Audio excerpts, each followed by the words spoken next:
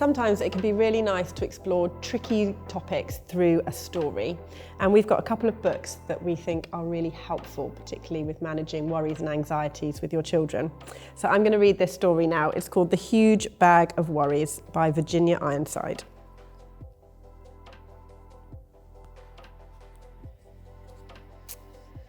Jenny had always been happy. She had a lovely mum and dad, a great brother, well, most of the time. She had a best friend at school and she liked her teacher. And then, of course, there was Loftus. But recently, she had been getting gloomier and gloomier. It wasn't just one thing, it was everything. She worried that she was getting too fat, that Loftus had fleas, and that her best friend was going away. She worried that she was getting bad marks at school, and she thought she heard someone whispering about her in the playground. She worried when her mum and dad had an argument. She even worried about wars and bombs. Until one day, she woke to find a huge bag of worries. The bag followed her everywhere, to school, to swimming, to the toilet, and it stuck by her even when she was watching TV. She tried ignoring it, but it didn't work. She tried throwing it away, but it always came back. She tried to lock it out, but when she got back to her bedroom, there it was, waiting for her. It was like a horrible shadow she couldn't get rid of. What could she do?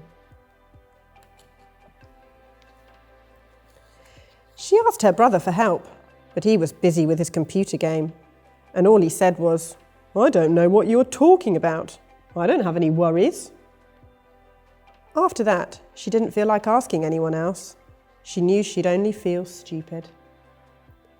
Mum would probably say, "You've got no worries that I can see. You're a lucky girl. You've got your health, your friends, your family. What more do you want?"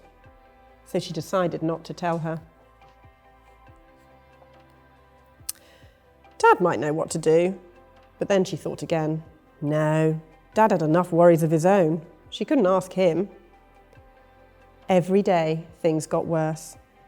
The bag got bigger and bigger and bigger. She couldn't sleep because it kept tossing and turning beside her all night. To make matters worse, the bag dragged around her feet so much when she was walking to school that she was late and the teacher was cross. Jenny couldn't tell her what had happened, and anyway, she knew what she would say. "You've got too many worries. In future, leave that bag at home." When Jenny told her best friend about the bag, she suggested that Jenny locked it up in a cupboard and tried not to think about it. "That's what I do," she said, but it just didn't work. Even Loftus couldn't help. He tried his best and barked like mad, but the bag stood its ground. One morning, Jenny woke up, got dressed and walked down the road. She'd had enough. The tears started rolling down her cheeks. She sat on a garden wall and put her head in her hands. She thought she'd have to live with the bag forever. Then she heard a voice, and looking up, she saw the kindly face of the old lady who lived next door. "Goodness," said the old lady, "what on earth is that huge bag of worries?" Through her tears, Jenny explained how it had followed her for weeks and got bigger and bigger and just wouldn't go away. "Now let's just open it up and see what's inside," said the old lady. But Jenny said she couldn't. If she opened the bag, the worries might jump out, and who knew what might happen then? "Nonsense," said the old lady firmly. "There's nothing a worry hates more than being seen. If you have any worries, however small, the secret is to let them out slowly, one by one, and show them to someone else. They'll soon go away." So Jenny opened the bag.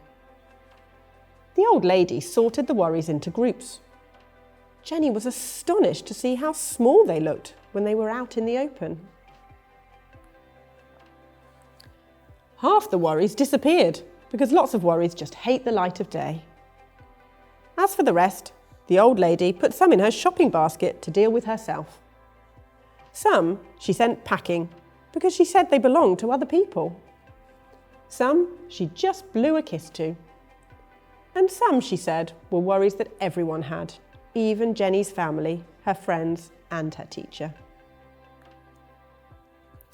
And as for the bag,